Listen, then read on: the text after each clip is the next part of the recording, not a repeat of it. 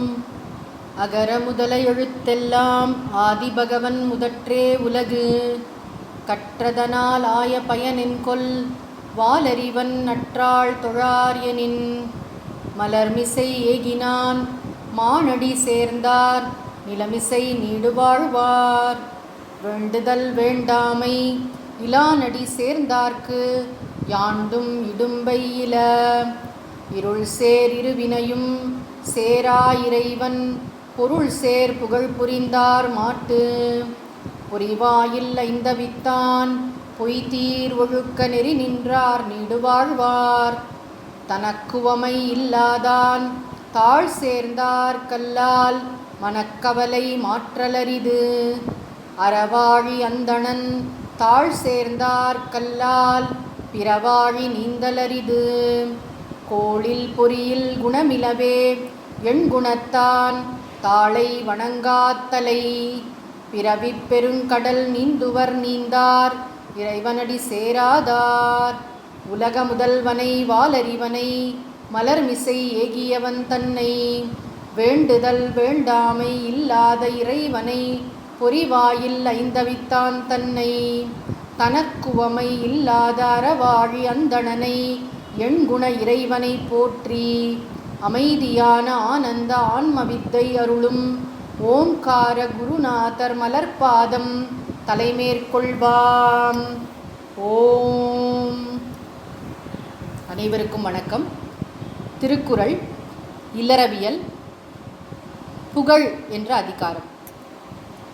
அறத்துப்பாலில் இல்லறவியலில் இது கடைசி அதிகாரம். புகழ் என்பது அற வாழ்க்கையின் பயன். பயனை கடைசியாக சொல்கிறார் திருவள்ளுவர். இப்படியெல்லாம் வாழ்ந்தால் இப்படிப்பட்ட புகழ் கிடைக்கும், இப்படிப்பட்ட புகழுடன் தான் நாம் வாழ வேண்டும். இந்த அதிகாரத்தில் சொல்லப்பட்டிருக்கிற விஷயம் என்ன அப்படின்னா, மனித உடலில் வாழ்கின்ற ஒவ்வொரு உயிரும் அறத்தை கடைப்பிடிக்க வேண்டும், புகழுடன் வாழ வேண்டும். புகழுக்காக ஏங்குதல், புகழுக்காக பாடுபடுதல், புகழ் ஒன்றையே குறிக்கோளாக கொண்டு காரியம் பண்ணுறது அப்படி சொல்லலை. அற வாழ்க்கையை வாழ்ந்தால் புகழ் தானாக வரும். அந்த கருத்து தான் மிக ஆழமாக இந்த அதிகாரத்தில் வலியுறுத்தப்பட்டிருக்கு. ஏன்னா அறம் இல்லையா, அறத்தை கடைப்பிடிக்க வேண்டும். முதன்மையான முக்கியமான அறம் எது அப்படின்னா ஈதல். ஈதல்னா வழங்குதல். Be a contributor, not just a consumer. எதை வழங்கணும் அப்படின்னு கேட்டால், நம்மக்கிட்ட இருக்கிற செல்வத்தை வழங்குதல். வறியார்க்கு ஒன்று ஈவதே ஈகை அப்படின்னு சொன்னார். ஈகை அதிகாரத்தில் அன்னதானம் தான் நிறைய சொல்லப்பட்டது, உணவு தரது. நம்ம அதோடு நிறுத்தி கொள்ளாமல் யாருக்கு என்ன தேவையோ அதை பார்த்து உதவுதல். அதுக்கு தான் ஒப்புரவு அறிதல் என்ற அதிகாரமே இருந்தது. உலக நடை அறிந்து இன்னைக்கு உலகத்தில் யாருக்கு என்ன தேவை அப்படிங்கிறத பார்த்து அதற்காக வழங்குதல். பணத்தை கொடுத்தல், நேரத்தை கொடுத்தல், திறமையை கொடுத்தல். எப்படியோ நம்ம மனசில் உதவி பண்ணணும் அப்படிங்கிற எண்ணம் மட்டும் வலுவாக இருந்தால் போதும், நமக்கு நிச்சயமாக அதுக்கு 1000 வழிகள் கிடைக்கும் உதவி செய்வதற்கு. ஆக இதுதான் வாழ்க்கையுடைய முதன்மையான லட்சியம். அது மாதிரி சொல்கிறார் திருவள்ளுவர். நாம் செய்ய வேண்டியது என்ன அப்படின்னு கேட்டால் ஈதல். சமூகத்திற்கு வழங்க வேண்டும். நம்ம எல்லாருமே பணம் சம்பாதிக்கிறோம், எல்லாம் பண்ணுறோம், நம்ம குடும்பத்துக்கு நிறைய சேர்த்து வச்சுக்கிறோம். இதெல்லாம் தப்பு கிடையாது, தர்மம் தான். நம்ம குடும்பத்தை நன்றாக நாம் பார்த்து கொள்ள வேண்டும், அடுத்த தலைமுறைகளுக்கு சேர்க்கணும், எல்லாம் உண்மைதான். ஆனால் சமூகத்திற்கு வழங்குகிறோமா, எத்தனை % கொடுக்குறோம், நமக்கு இன்னும் இதை பற்றின சிந்தனை நம்மிடத்தில் உண்டா? செயல் அப்புறம் இருக்கட்டும், முதல்ல நம்மளை சுற்றி இவங்களுக்கெல்லாம் இது செய்யணும் அப்படிங்கிற எண்ணம் நம் மனதில் தோன்றுகிறதா? அந்த விதை போடுவதற்காக தான் திருவள்ளுவர் இவ்வளோ விஷயங்கள் சொல்கிறார். முதல்ல ஈதல். புகழ் எப்படி வரும் அப்படின்னு கேட்டால், கொடுப்பவர்களைத்தான் இந்த உலகம் புகழும். கொடுத்துத்தான் ஆக வேண்டும். கொடுப்பது நம் தர்மம், நம்முடைய முதன்மையான கடமை. ஏன்னா அந்த சமூகத்துக்கிட்டேருந்து நம்ம வாங்கிக்கிட்டே இருக்கோம். நம்ம சொல்லலாம், எல்லாம் நான் பணம் கொடுத்து தானே வாங்குறேன். இல்லை, அந்த பொருள் அவைலபிளாக இருக்குது இல்லையா. பூமி நமக்கு தானியங்களை கொடுக்கிறது, காற்று இருக்குது, வெளிச்சம் இருக்குது, சூரியன் இருக்குது, எத்தனையோ விஷயங்களை இயற்கையிடமிருந்தும் சமூகத்திடமிருந்தும் நாம் இடையறாமல் பெற்றுக்கொண்டே இருக்கிறோம். எப்பயுமே வந்து நாம் வழங்குவது அதிகமாகவும் பெறுவது குறைவாகவும் இருக்க வேண்டும். நம்ம பண்ணுறது அப்படியே உள்டா, நிறைய நம்ம பெற்றுக்கிட்டு இருக்கோம், ஆனால் எவ்வளோ கொடுக்குறோம் அப்படிங்கிறது அவரவர் மனசாட்சிக்கு தான் தெரியும். ஆக ஈதல், அதன் மூலம் இசைப்பட வாழ்தல், அதனால ஒரு புகழோடு வாழறது, இது ரெண்டு தான்ப்பா. அது வல்லது ஊதியம் இல்லை உயிர்க்கு. உயிர்க்குனா யார்? மனித உடலில் வாழ்கின்ற உயிர்க்கு இதை காட்டிலும் சிறந்த பயன் இல்லை. இந்த மனித பிறவியோட பயன் என்ன அப்படின்னு கேட்டால், நன்றாக தானம் வழங்க வேண்டும், அதனால் புகழை பெற வேண்டும். இது ரெண்டு தான் வந்து மனித பிறவியின் மாண்பு அப்படின்னே சொல்கிறார் திருவள்ளுவர். ஆக இல்லறத்தான் செய்ய வேண்டிய முதன்மையான அறம் என்ன? ஈதல். ஈதலால் கிடைக்கும் புகழ். நம்ம போன வாரமே பார்த்தோம், ஒரு ஆளுக்கு புகழ் எத்தனை வகையில் வேணாலும் கிடைக்கலாம். கடைசியில் இந்த புகழ் என்கின்ற விஷயம் வந்து முழுமையான புகழ் யாருக்கு இருக்குன்னு கேட்டால் இறைவனுக்கு தான். இந்த உலகத்தில் இருக்கிற அத்தனை புகழும் இறைவனை சேர்ந்தது. நம்ம எந்த விஷயத்தை புகழ்ந்தாலும் சரி, அது கடைசியில் வந்து இறைவனை தான் போய் சேரும். நீங்கள் நன்றாக கவனித்து பார்த்தீர்கள் என்று சொன்னால், இயற்கையை பார்த்து அப்படியே வியந்து போகிறோம். என்ன அழகான ஒரு பௌர்ணமி நிலா, ஒரு பெரிய கடல், கம்பீரமாக நிற்கும் ஒரு மலை, பாய்ந்து ஓடும் ஆறுகள், பொங்கி ததும்பும் அருவிகள், சூரியன், சந்திரன், நட்சத்திர கூட்டங்கள், எதை வேணாலும் நாம் சிந்தித்தாலும் இயற்கையை வியக்கிறோமே, அந்த இயற்கைக்கு பின்னால் உள்ள இறைவனை வியந்தால் அதுதான் புகழ். இயற்கையே இவ்வளோ உன்னதமாக இருந்தால் இதை படைத்த இறைவன் எப்படி உன்னதமானவாக இருப்பார்? இறைவனுடைய புகழைத்தானே அதெல்லாம் பாடிக்கொண்டிருக்குது. உலகம் முழுக்க எதை சொல்கிறது அப்படின்னா இறைமையை தானே உணர்த்துகிறது. ஆக அந்த புகழின் துகள் நம்மகிட்டையும் இருக்குது. இறைவன்கிட்ட எதெல்லாம் முழுமையாக இருக்கிறதோ அதன் அம்சங்கள் நம்மிடமும் உண்டு. இப்போ நம்ம பகவான் என்ற சொல்லுக்கு பொருள் பார்த்தோம். எங்கன்னா முதல் குறளில் ஆதி பகவன் முதற்றே உலகு, திருக்குறளுடைய முதல் குறளில் வந்தது இல்லையா? இந்த பகவான்னு சொன்னால் 6 குணங்களை முழுமையாக உடையவர் அப்படின்னு நாங்கள் அர்த்தம் பார்த்தோம். என்ன 6 குணங்கள்? முழுமையான அறிவு, முழுமையான ஆற்றல், முழுமையான புகழ், முழுமையான செல்வம், முழுமையான ஆளும் திறன், முழுமையான பற்றற்ற தன்மை. 6 விஷயங்களும் இறைவனிடத்தில் முழுமையாக இருக்கின்றன. நம்ம கிட்ட இந்த அறிவு, ஆற்றல், செல்வம், புகழ், ஆளும் திறமை, வைராக்கியம், அதாவது பற்றற்ற தன்மை, இதெல்லாம் கொஞ்சம் கொஞ்சம் இருக்குது. நமக்கு புகழ் என்றால் என்ன என்று தெரியும். நாமும் நிறைய பேரை புகழறோம், புகழை நாம் அனுபவிக்கவும் செய்கிறோம். அது எப்படிப்பட்ட புகழாக இருக்க வேண்டும்? அந்த புகழோட சோர்ஸ் என்ன? எதனால புகழ் வரணும்னு கேட்டால், நான் அறத்தை கடைப்பிடிப்பதன் மூலம் புகழை பெற வேண்டும். அதுதான் இங்கே விஷயம். ஆக ஈதல், இசைப்பட வாழ்தல், அது வல்லது ஊதியம் இல்லை உயிருக்கு, முதல் குறளில் சொன்னார். 2வது குறளில் என்ன சொன்னார்னா, இந்த உலகம் யாரை பற்றி இடையறாமல் பேசிக்கொண்டே இருக்கிறது. அது வந்து பாடல்களாக இருக்கலாம், கவிதைகளாக இருக்கலாம், செய்யுட்களாக இருக்கலாம், இல்லாட்டி பேச்சு வழக்கு, நம்மளாம் பேசுகிறோம், இது மாதிரி உரைநடையாகவும் கவிதையாகவும் யாரை பற்றி இந்த உலகம் பேசிக்கொண்டே இருக்கிறது என்று கேட்டால், யார் வந்து தானம் வழங்குகிறார்களோ, யார் புகழுடன் வாழ்கிறார்களோ அவர்களை பற்றித்தான் இந்த உலகம் பேசும். உரைப்பார் உரைப்பவை எல்லாம்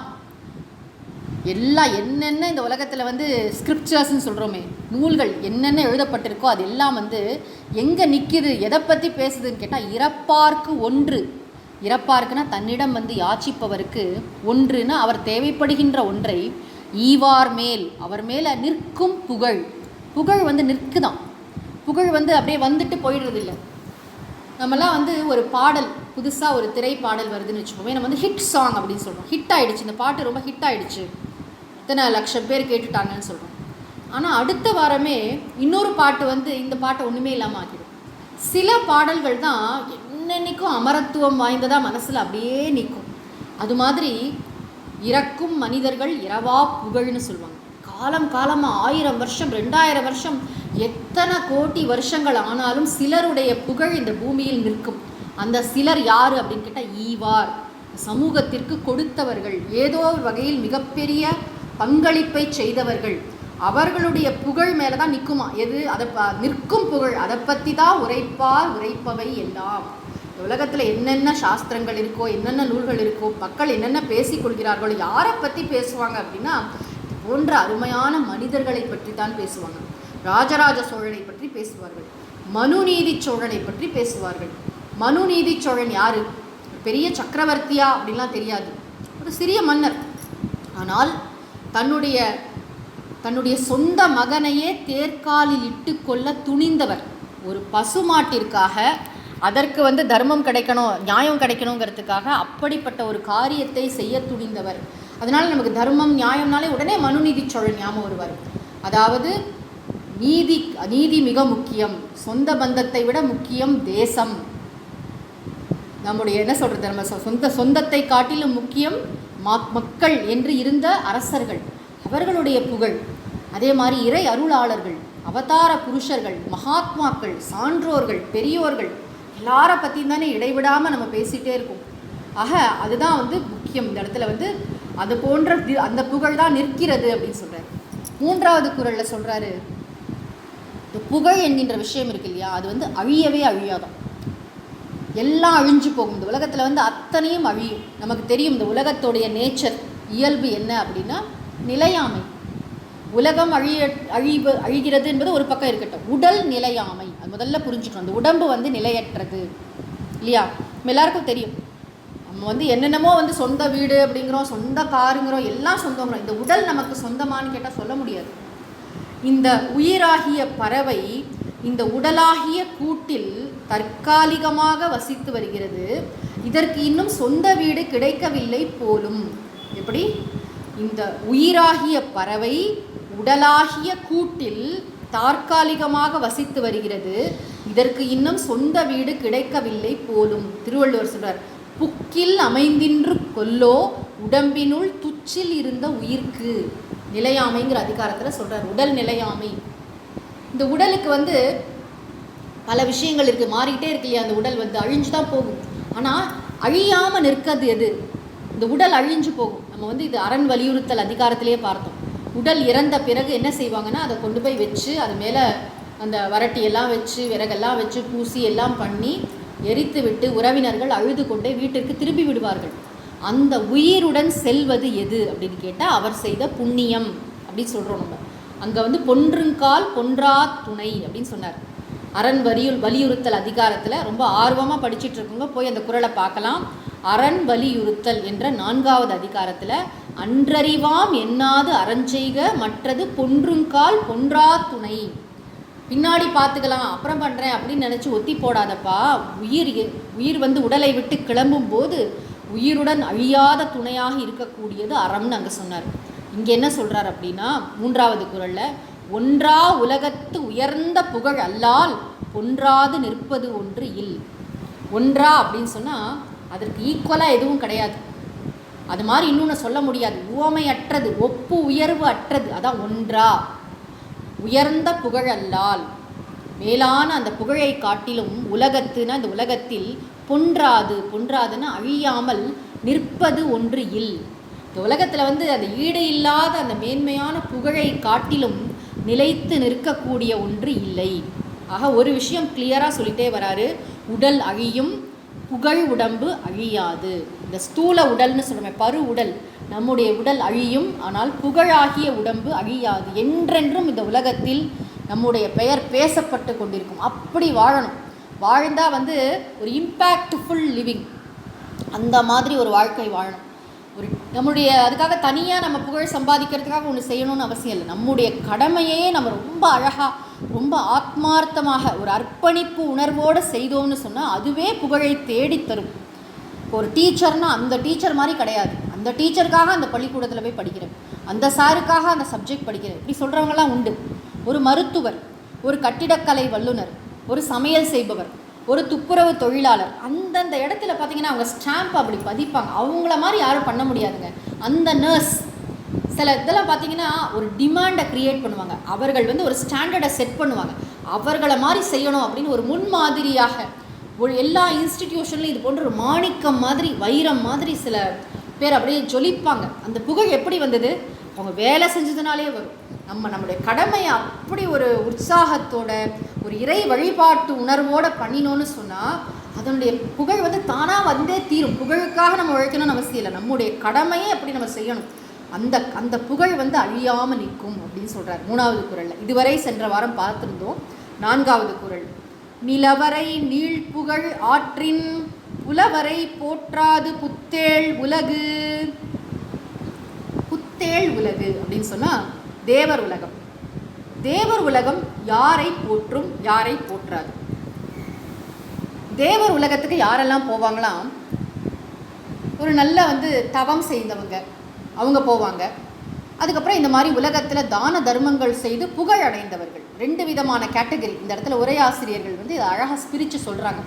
அதாவது மெஞ்ஞானிகள், சில ஞானிகள்லாம் கூட தேவலோகத்துக்கு போவாங்களாம். அவங்க ஏன் போகிறாங்க அப்படின்னு கேட்டால், சில சமயம் அவர்களுக்கு கொஞ்ச நாள் தேவலோகத்தில் இருக்கிற மாதிரி புண்ணியமெல்லாம் வரும். புலவர்னு சொன்னால் இந்த இடத்துல மெஞ்ஞானிகள், சான்றோர்கள் அப்படின்னு அர்த்தம். புலவரை போற்றாது புத்தேள் உலகு. புத்தேள் உலகுனா தேவர் உலகம். புலவரை போற்றாது. அந்த ஞானிகள்லாம் வந்தாங்கன்னா நமஸ்காரம் பண்ணி உட்காருங்க அப்படி சொல்லி வச்சிரும். யாரை போற்றும் என்று கேட்டால், நிலவரை நீழ்புகழ் ஆற்றின் அவரைத்தான் போற்றும். நிலவரைனா இந்த பூமி முழுவதும் நீழ்புகழ் பரவக்கூடி புகழ் பெறும் வகையில் ஆற்றின் அறச்செயல்களை ஒருவன் செய்வானே ஆனால் அவனைத்தான் புகழுமே தவிர இவன் எப்போ வருவான், இவனை தான் கண்டுக்கணும், இவனை தான் ரொம்ப போற்றி ஸ்லாகித்து புகழ்வார்களாம் தேவர்கள். யாரை? இந்த மாதிரி யார் நன்றாக அறச்செயல்களை செய்து புகழை பெறுகிறானோ மண்ணுலகில் அவனுக்கு தான் மவுஸ் அதிகம். எங்கள் தேவர் உலகத்தில் இந்த சீலர்கள்லாம் வருவாங்க. அவங்க பாட்டுக்கு அவங்க காரியம், அவங்களுடைய புண்ணியம் தீரும் வரை தேவர் உலகத்தில் இருந்துட்டு போவாங்க. அவங்கள பெருசாக போற்ற மாட்டார்களாம். இந்த புகழுடன் வாழ்கிறானே இவனை தேவர் உலகம் வாழ்த்தும் போற்றும். இதே மாதிரி ஒரு குறள் நம்ம இதில் பார்த்தோம். விருந்தோம்பல் அதிகாரத்தில் ஒரு குறள், 6வது குறள். செல்விருந்து ஓம்பி வருவிருந்து பார்த்திருப்பான் நல்விருந்து வானத்தவர்க்கு. யார் ஒருத்தன் தன் வீட்டுக்கு வந்த விருந்தினரை, அவர் கிளம்புறாரு, அவரை கொண்டு போய் பஸ் ஸ்டாண்டில் வழி அனுப்ப போகிறாரு. அடுத்த விருந்தாளியை போய் ஸ்டேஷனில் ரிசீவ் பண்ண போகிறார். கொஞ்சம் கூட சலிச்சுக்கிறதே இல்லை. செல்விருந்து ஓம்பி வருவிருந்து பார்த்திருப்பான். காலையில் ஒருத்தர் கிளம்பினா சாயங்காலம் இன்னொரு கெஸ்ட் வரணும். அந்த மாதிரி ஆசையாக விருந்தோம்பல் செய்கிறானே, செல்விருந்து ஓம்பி வருவிருந்து பார்த்திருப்பான். அத்தகையவனே இவன் தான் நமக்கு சரியான விருந்து, இவன் தான் நம்முடைய ஆள் அப்படின்னு தேவர் உலகம் அவனை விருந்தாக அவனை கருதுவார்கள். நல்விருந்து வானத்தவர்க்குன்னு பார்த்தோம்.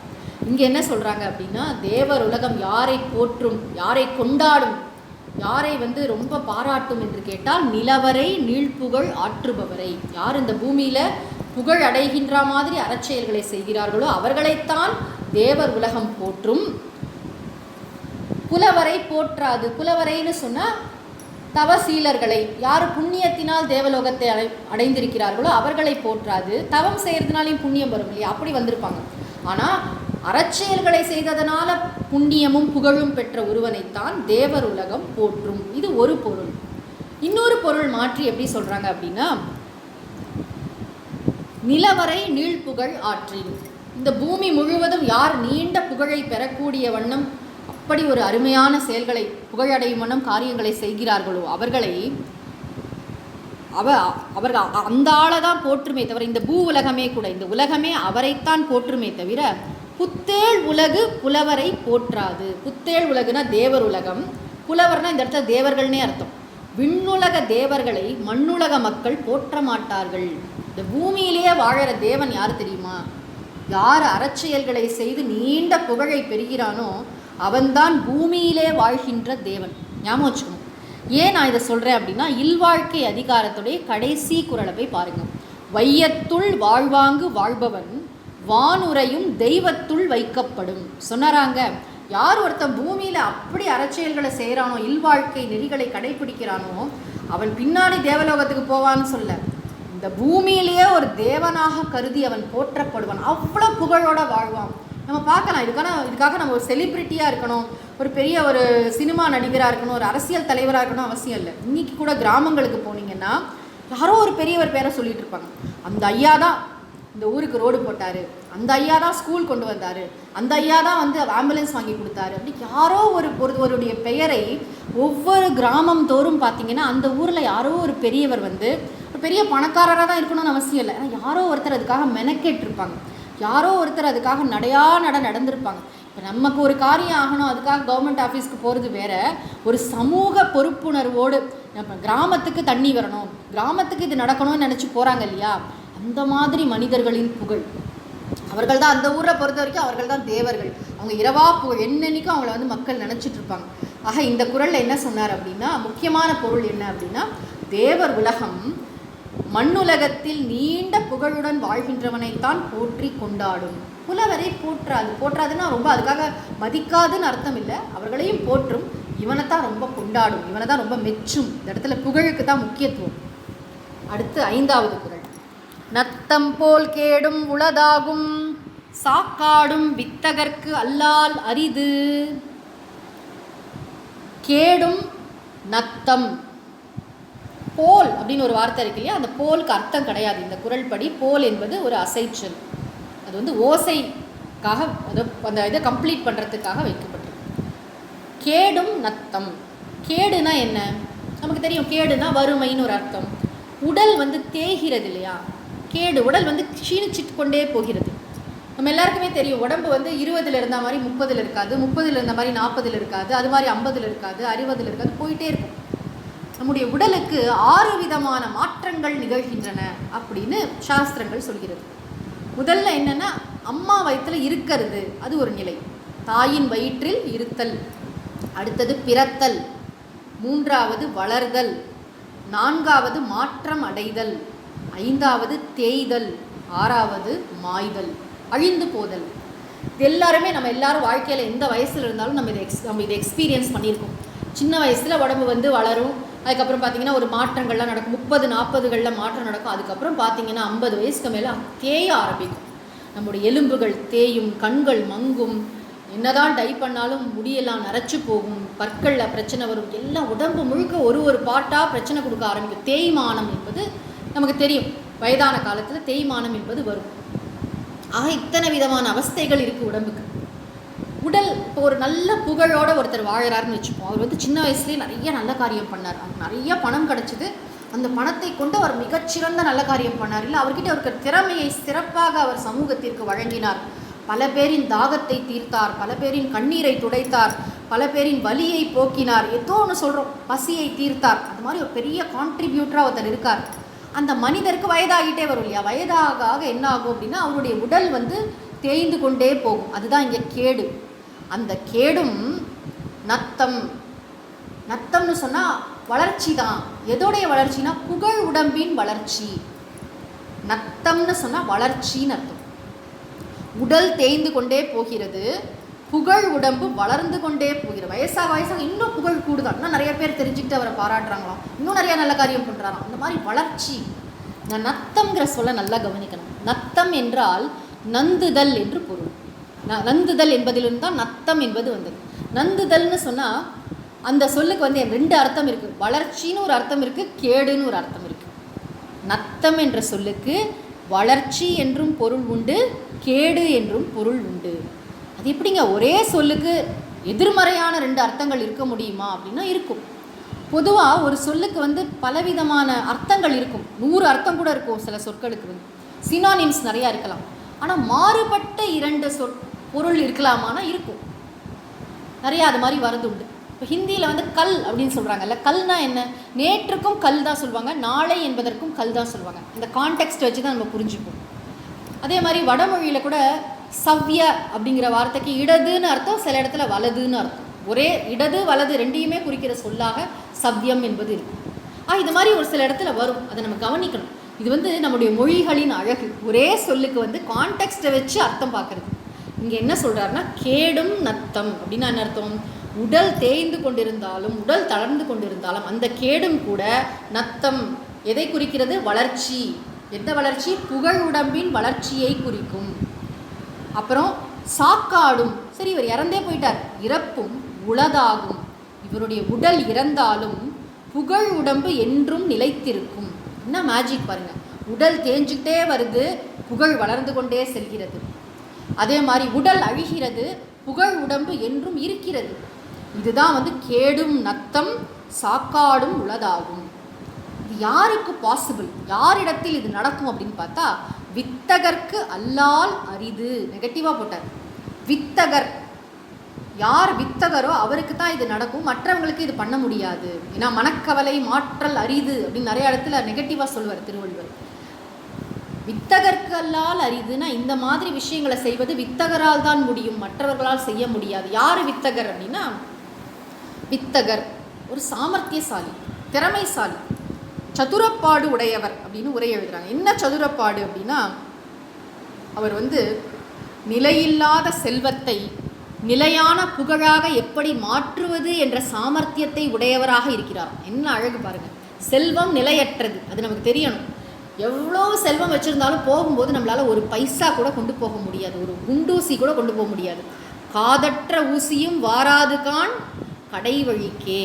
ஓலை நறுக்கலை இதை படித்த உடனே பட்டினத்தார் கிளம்பினார் இல்லை. நம்மளும் அந்த சென்டென்ஸை எத்தனையோ வாட்டி கேட்டிருக்கோம், படிச்சிருக்கோம், நமக்கு வைராக்கியம் வந்ததோ. காதற்ற ஊசியும் வாராது கான் கடை வழிக்கே. என்ன அர்த்தம்? இந்த ஊசியில் ஒரு ஓட்டை இருக்கும் இல்லையா, அது கூட இல்லாமல் உடஞ்சி போன ஒரு ஊசி, அதை கூட நம்ம கொண்டு போக முடியாது. காதற்ற ஊசியும் வாராது கான் கடை வழிக்கே. அதை புரிந்து கொண்டு என்ன பண்ணணும்னா, செல்வம் இருந்ததா உடனே அதை வச்சு நல்ல காரியம் பண்ணணும். பணம் வந்ததுன்னா இன்னும் நல்ல காரியம் பண்ணணும், இன்னும் நல்ல காரியம் பண்ணணும். அதாவது செல்வம் வந்து வளர்ந்து கொண்டே இருக்கணும். அதுக்காக வந்து பணம் சம்பாதிக்க மாட்டேன்னு சொல்லக்கூடாது. இல்வாழ்வான்னு அப்படி சம்பாதிக்கணும். நம்மக்கிட்ட ஒரு பொறுப்பு கொடுத்தாரு, அப்பா ஒரு பிஸ்னஸை கொடுத்தாருன்னா அதை பல மடங்காக அதை விரிவடைய செய்யணும், பெருசாக பண்ணணும். நம்முடைய நாடு சுபிக்ஷமாக இருக்க வேண்டும், நம்முடைய சமூகம் வளமையாக இருக்க வேண்டும், செழுமையாக இருக்க வேண்டும். செல்வம் நிச்சயமாக தேவை. அந்த செல்வத்தை கொண்டு நிறைய நல்ல காரியங்கள், அதுக்கு ப்ரப்போர்ஷனேட்டாக பண்ணணும். அதுதான் விஷயம். இப்போ இன்றைக்கி நிறைய நம்ம வந்து பணக்காரங்கள்லாம் பார்க்குறோம், இல்லை நிறைய நல்ல காரியங்கள்லாம் பண்ணுறாங்க, நான் குறையாக சொல்லலை. ஆனாலும் அவரவர்களோட வீட்டில் ஒரு கல்யாணத்துக்கு 300 கோடி, ஒரு வீடு கட்ட ஒரு 500 கோடி அப்படி செலவழிக்கிறத பார்க்குறோம். அந்த மாதிரி ப்ரப்போர்ஷனில் அவர்கள் நல்ல காரியங்களும் செய்தார்கள் என்றால் சமூகத்திற்கு எவ்வளவு நல்லது அது வந்து. அந்த மாதிரி ஆங்கிளில் திருவள்ளுவர் சொல்கிறார். இங்கே ராமாயணத்தில் கவனிச்சிங்கன்னா பரதன்னு கூட நம்ம சொல்கிறதில்ல, பரதாழ்வார் நீ ஏன் சொல்கிறோன்னா, ராஜ்யத்தை கொண்டு வந்து ஒப்படைச்சதுனால மட்டும் சொல்லலை. அதற்கப்புறம் 14 ஆண்டுகள் பிறகு பரதன் வந்து ஆட்சி பண்ணுறார் இல்லையா, நந்தி கிராமத்தில் வந்து ஜடாபாரம் போட்டுக்கொண்டு ராமரை நினைத்து கண்ணீர் உகுத்து கொண்டு அந்த தவ கோலத்தில் தியாகசீலராக பரதன் உட்கார்ந்துருக்கார். இப்போ பரதன் நினச்சிருந்தா வந்து நான் வந்து அண்ணாவை ரொம்ப மிஸ் பண்ணுறேன், அழுதுகிட்டே இருப்பேன்னு சொல்லிட்டு இருந்திருக்கலாம். அப்படி அல்ல, மிக அற்புதமாக ராமராஜ்யத்தை நடத்தி இருக்கிறார் பரதர். எப்படி தெரியும்னா, வால்மீகி ராமாயணத்தில் வருகிறது. 14 வருடங்கள் கழித்து ராமர் திரும்பி புஷ்பக விமானத்தில் வந்து இறங்கும் பொழுது அவருடைய திருவடியில் கஜானா சேனைகள் எல்லாவற்றையும் பல மடங்காக பெருக்கி பரதர் அவருடைய திருவடியில் அர்ப்பணிக்கிறார். நானும் அர்ப்பணம்னு தன்னையும் அர்ப்பணிக்கிறார். இதுதான் அழகு. ஒரு பொறுப்பு கொடுத்தாங்கன்னா அதை அப்படி பெருசாக பண்ணணுமே தவிர, ஏதோ கொடுத்தாங்க கஷ்டப்பட்டு மெயின்டைன் பண்ணுற அப்படி இல்லை, நன்றாக செய்யணும், நம்மளால் செய்ய முடியும். அந்த மாதிரி வந்து பெருசாக பண்ணணும். இந்த மாதிரி மனசோடு பண்ணுவாங்க அந்த காலத்தில் பெரியவங்க, இந்த காலத்துலேயும் இருக்காங்க, நிறைய பேர் செய்கிறாங்க. அந்த மாதிரி செய்கிற ஒருத்தருக்கு என்னாகும், உடல் தளர்ந்தாலும் ஈவன் அவர்கிட்ட இருக்கிற செல்வமே குறைந்தால் கூட கேடும் என்ன ஆகும்னா நத்தம் வளர்ச்சி, அவரோட புகழை வளர்க்குமா. இப்போ பரதனுடைய புகழை நம்ம எவ்வளோ பேசுகிறோம். ராமரை கூட இன்னொரு 1000 ராமர் வரலாம்ப்பா, ஒரு பரதன் வர முடியாதுங்கிறார் கம்பர். என்ன புகழ் அது, நினச்சி பாருங்கள். ராமர் மாதிரி கூட 1000 பேர் இருப்பாங்களாம், ஒரு பரதன் கிடைக்க மாட்டான். பரதன் அப்படிப்பட்டவன், அதனால் கொண்டாடுறோம். ஆக இந்த இடத்துல என்ன புரிஞ்சுக்கணும் அப்படின்னா, இந்த நத்தம் போல் கேடும் உளதாகும் சாக்காடும் வித்தகர்க்கு அல்லால் அரிது. இந்த சாமர்த்தியம் நமக்கு வேணும். அதாவது செல்வம் கிடைத்தால், செல்வம் நம்மிடம் இருந்தால் இல்லை இருக்கும், அதில் வந்து நம்ம எவ்வளோ பர்சன்டேஜ் கொடுக்கணும், எவ்வளோ இன்னும் தாராளமாக இன்னும் எவ்வளோ பண்ணணும்னு நம்ம அந்த மனசு நமக்கு வரணும். நம்முடைய திறமைகளை எப்படி வளர்த்து கொண்டு சமூகத்திற்கு வழங்கணும்னு யோசிக்கணும், ரூம் போட்டு யோசிக்கணும். அந்த தியாக புத்தி நமக்கு வர வேண்டும் என்பதற்காக இந்த குறள் சொல்லியிருக்கார். நத்தம் போல் கேடும் உளதாகும் சாக்காடும் வித்தகர்க்கு அல்லால் அரிது. இந்த குறளுக்கு வந்து ஒரு அழகான சங்க பாடலை வந்து இது காட்டுறாங்க, ஓமையாக ஒரு மேற்கோளாக சொல்கிறாங்க. என்னென்னா, யார் இது மாதிரிலாம் புலவரால் பாடப்படுகின்ற புகழை உடைய அரசர்கள் இருக்காங்க இல்லையா, அவங்களுக்கெல்லாம் வந்து அவங்க கிளம்பும் பொழுது தேவர் உலகம் வந்து அவங்கள கூட்டிகிட்டு போகுமா. இங்கேருந்து வாப்பா அப்படின்னு சொல்லிட்டு அவர் வந்து அப்படி ஒரு புகழோடு அவங்க கிளம்பி போவாங்களாம். வந்து சென்ற குறள் பார்த்தோம் இல்லையா, புலவரை போற்றாது புத்தேள் உலகு இவரை புகழும்னு சொன்னால் என்ன அர்த்தம்னா, இவரை வந்து அப்படி கொண்டாடி அவருக்கு தயாராக இருக்குமா. இப்போது நம்ம ஒரு பெரிய விவிஐபின்னு வச்சுப்போம், ஒரு ஊரில் போய் இறங்கும்போது நம்மளை ரிசீவ் பண்ணுறதுக்கு ஏர்போர்ட்டுக்கு வருவாங்க, மாலையெல்லாம் போட்டு கூட்டிகிட்டு போவாங்க. அந்த மாதிரி இந்த புகழுடைய மனிதர் இவர் இறக்கும் பொழுது அங்கேருந்து ரெடியாக விண்ணுலகத்திலேருந்து இந்திரனோட விமானம் வந்து ரெடியாக நிற்குமா, அவங்கள அழைச்சிட்டு போகுமா. அந்த மாதிரி பல அரசர்கள் ராமாயணத்தில் சொல்லப்பட்டிருக்கு, பாகவதத்தில் சொல்லப்பட்டிருக்கு, நிறைய நம்ம இது மாதிரி படிச்சிருக்கலாம். அது நான் போன குறளில் சொல்ல வேண்டிய மேற்கோள் விட்டு போய் இங்கே சொல்கிறேன். அந்த மாதிரி சங்க புலவர்கள்லாம் அரசர்களை பார்த்து பாடுறாங்க, உனக்கு அது மாதிரி, உனக்கு அது போன்ற ஒரு புகழோட மன்னா நீ வாழ வேண்டும், நீ இறந்து போகும்போது உன்னுடைய அரண்மனை வாயிலில் வந்து இந்திர விமானம் வந்து நிற்கணும் உன்னை அழைச்சிட்டு போகிறதுக்கு. அந்த மாதிரி புகழோடு நீ வாழணும். சென்ற குறள் என்ன நம்ம பார்த்தோம்னா, நிலவரை நீழ்ப்புகழ் ஆற்றின் புலவரை போற்றாது புத்தேள் உலகு. புத்தேள் உலகு உன்னை போற்றுமாறு நீ வாழ வேண்டும். அந்த கருத்தை ரொம்ப எம்ஃபசஸ் பண்ணி புலவர்கள்லாம் பாடுறாங்க. அது அங்கே பார்த்தோம். இங்கே என்ன அப்படின்னா, கேடும் நத்தம், உடல் தேய்ந்தாலும் புகழ் வளரும், சாக்காடும் உளதாகும், மரணமும் கூட புகழ் உடல் இறக்கும், ஆனால் புகழ் உடம்பு நிலைத்திருக்கும். உளதாகும்னா எப்பயும் இருக்கும்னு அர்த்தம். இது யாருக்கு பாசிபிள்னு கேட்டால் வித்தகருக்கு. வித்தகருக்குன்னா நிலையற்ற செல்வத்தை நிலையான புகழாக மாற்றக்கூடிய அந்த வித்தகருக்கு அது எளிது. அவர் ஈஸியாக பண்ணிவிடுவார். அதுதான் சாமர்த்தியம். நம்ம எதையோ சாமர்த்தியம்னு நினைக்கிறோம். அங்கேருந்து எப்படியாவது கமிஷன் அடித்து பைசா அடித்து. உண்மையான சாமர்த்தியம், திருவள்ளுவர் காட்டுகின்ற சாமர்த்தியத்தை பாருங்கள். இதுதான் சதுரப்பாடு. இந்த சாமர்த்தியம் இருக்காப்பா உனக்கு? நிலையற்ற செல்வத்தை நிலையான புகழாக மாற்ற முடியுமா? அந்த சாமர்த்தியம், அந்த சாமர்த்தியத்தை உடையவர் தான் வித்தகர். அவருக்கு தான் இது பாசிபிள். அல்லால் அரிதுன்னா மற்றவங்களுக்கு இது கஷ்டம். இதை நம்ம யோசிச்சு பார்க்கணும். நம்மளை உற்சாகப்படுத்துறதுக்காக சொல்கிறார். அடுத்தது 6வது குறள். தோன்றின் புகழொடு தோன்றுக அகுதிலார் தோன்றலின் தோன்றாமை நன்று. ரொம்ப பிரசித்தமான குறள். நம்ம எல்லாம் பள்ளிக்கூடத்தில் படித்த குறள், நிறையா கேள்விப்பட்டு நிறையா பார்த்த குறள். என்ன அர்த்தம் இதுக்கு? தோன்றின் புகழோடு தோன்றுக. ஏன் இப்படி சொல்கிறாரு? நீ பிறக்கும் போதே எப்படி புகழோடு பிறக்க முடியும்? சாத்தியமா? நம்ம அம்மா அப்பான்னு ஒருத்தங்க இருக்காங்க, நம்ம பிறக்கிறோம். இப்படி பிறக்கும் போதே பிறந்தப்புறம் நீ ஏதாவது சாதனை பண்ணி புகழடைன்னு சொன்னால் பரவாயில்ல. தோன்றின் புகழோடு தோன்றுகன்னு ஏன் சொல்கிறாரு அப்படின்னா, தோன்றின் அப்படின்னா மனித உடலில் நீ பிறக்கப் போகிறாய் என்றால், தோன்றின் மனித உடலில் நீ தோன்றினால், உயிராகிய நீ மனித உடலில் தோன்றினால் புகழோடு தோன்றுக. புகழ்னா புகழுக்கு காரணமான அறச்செயல்கள், புகழுக்கு காரணமான குணத்துடன் தோன்றுக. ஒரு விஷயம் கிளியராக புரியுது. யாரோ 4 பேர் தான் சமூகத்தில் புகழோடு இருப்பாங்க என்ற கருத்தை திருவள்ளுவர் ஒத்துக்கொள்வதாக தெரியவில்லை. மனித உடலில் வாழ்கின்ற உயிர் அப்படின்னு சொன்னாலே அவன் அறச்செயல்களை செய்ய கடமைப்பட்டவன், அவன் புகழுடன் தான் வாழ வேண்டும் அப்படிங்கிறத தீர்மானமாக சொல்கிறார். நல்லா கவனித்து பார்க்கணும். யாரோ 4 பேருக்குரிய விஷயம் அல்ல புகழ் என்பது. ஒவ்வொரு மனிதனும் ஈட்ட வேண்டிய செல்வம் புகழ். அது எப்படி வரும்? அறச்செயல்களால் வரும். நன்றாக இதை கவனிக்கணும். தோன்றின் புகழோடு தோன்றுக.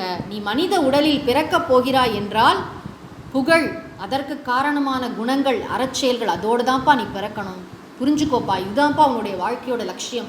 நீ வாழ்க்கையின் எந்த நிலையில் இந்த குறளை கேட்டாலும் சரி, அங்கேருந்து ஆரம்பி. வாழ்க்கையே முடிய போகுது, இனிமேல் நான் அந்த குறளை கேட்டு என்ன பண்ண போகிறேன்னு நினச்சிட வேண்டாம். எப்போ வேணாலும் நம்மளால் இதை ஸ்டார்ட் பண்ண முடியும். தோன்றின் புகழோடு தோன்றுக.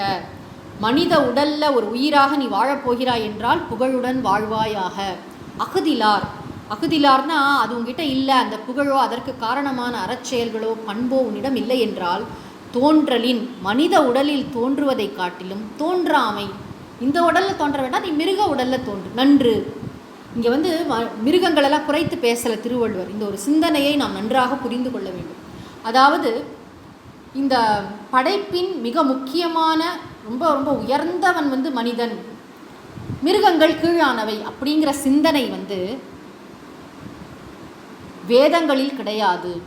நான் சொல்கிறது பலருக்கு ஆச்சரியமாக இருக்கலாம். வேதங்களிலோ ஈவன் ராமாயணத்தில் கூட கிடையாது. மனிதன்தான் ரொம்ப ரொம்ப உயர்ந்தவன், மற்ற மிருகங்கள் தாவரங்கள் செடி கொடிகள்லாம் தாழ்ந்தவை அப்படிங்கிற எண்ணம் கிடையாது. ஹராரி என்பவர் எழுதின ஒரு நூலில் வந்து இது பற்றி நன்றாக ஆராய்ச்சி செய்யப்பட்டிருக்கு. ஸ்பீஷீஸ்லேயே வந்து மனிதன்தான் உயர்ந்தவன் என்ற சிந்தனை அவனுக்கு ஆரம்ப காலத்தில் இல்லை. அதெல்லாம் பின்னாடி நம்ம கற்பித்து கொண்டவை. மிருகத்துக்கு வந்து புண்ணியமும் கிடையாது, பாபமும் கிடையாது, புகழ்ச்சியும் கிடையாது, இகழ்ச்சியும் கிடையாது. மிருகங்கள் வந்து ப்ரோக்ராம் பண்ணப்பட்டிருக்கு. கடவுள் வந்து எப்படி படைத்திருக்கிறாரோ அப்படி இருக்கு. பசிச்சா சாப்பிடும். இனப்பெருக்கம் செய்வது கூட குறிப்பிட்ட காலத்தில் அது எல்லாமே ப்ரோக்ராம்டு, ஸ்ட்ரக்சர்டு. ஆனால் மனிதனுக்கு பார்த்திங்கன்னா பகுத்தறிவு இருக்குது, செயல்புரிகின்ற திறன் இருக்குது, ஆசைப்படுகின்ற சக்தி இருக்குது, எல்லாம் இருக்குது, ஃப்ரீடம் இருக்குது. முக்கியமாக அவனுக்கு தேர்ந்தெடுக்கும் வாய்ப்பு இருக்குது. நான் இன்றைக்கி என்ன சாப்பிடணும் நான் சூஸ் பண்ணலாம், நான் இன்றைக்கி என்ன ட்ரெஸ்ஸு போட்டுக்கணும், நான் எப்படி பேசணும், எப்படி நடத்தணும், எல்லாம் நமக்கு சாய்ஸ் இருக்குது, தேர்ந்தெடுக்கின்ற ஆற்றல் இருக்குது. அதனால நீ புகழோடு வாழணும்னு சொல்கிறார். அதனால நீ அறச்செயல்களை செய்யணும், அதனால நீ புகழோடு வாழணும்ப்பா. அப்படி ஒருவேளை இல்லைன்னு சொன்னால் உன்னால் அப்படிலாம் வாழ முடியாதுன்னா நீ மிருகமாக இருக்கும், யாரும் திட்ட மாட்டாங்க. மிருகத்தை நாம் இகழ்வதில்லை. மிருகங்களையும் செடி கொடிகளையும் வந்து நம்ம பார்த்து மரம் மாதிரி நிற்கிறியே, மிருகம் மாதிரி நடந்துக்கிறியெல்லாம் சொல்கிறோம். உண்மையிலே அதெல்லாம் தவறு.